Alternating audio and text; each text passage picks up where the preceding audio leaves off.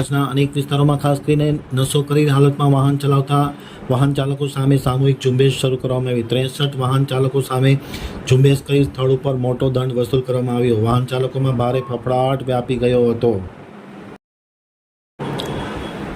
હવે જોઈએ ગાંધીધામ બ્યુરોનો એક વિસ્તૃત અહેવાલ। ડ્રિંક એન્ડ ડ્રાઈવ સામે કડક કામગીરી પોલીસ દ્વારા કરવામાં આવી છે। પૂર્વ કચ્છ પોલીસ તંત્ર દ્વારા નશો કરીને વાહન ચલાવતા સામે અનેક દંડાત્મક કાર્યવાહી શરૂ કરી દેવામાં આવી છે। અંજાર સહિત સમગ્ર પૂર્વ કચ્છમાં જિલ્લામાં કુલ 63 આવા પ્રકારના કેસો કરવામાં આવ્યા હતા। પૂર્વ કચ્છ જિલ્લામાં ગેરકાયદે વગર પાસ પરમિટ વગર કેફી પીણું પીધેલી હાલતમાં નશો કરીને વાહન ચલાવતા ઈસમો સામે સ્પેશિયલ ડ્રાઈવ કરી અને કાયદેસરની કાર્યવાહી કરવામાં આવી હતી। પોલીસ દ્વારા ડ્રિંક એન્ડ ડ્રાઈવની એક દિવસીય સ્પેશિયલ ડ્રાઈવ યોજવામાં આવી હતી। મહાનિર્દેશક ચિરાગ કોરડિયા અને એસપી સાગર બાગમાના માર્ગદર્શન હેઠળ એક દિવસની આ ડ્રાઈવ ઝુંબેશ શરૂ કરવામાં આવી હતી, જેમાં કુલ મળીને પી અને વાહન ચલાવતા MV એક્ટ કલમ મુજબ 185 મુજબના 63 કેસો કરવામાં આવ્યા હતા।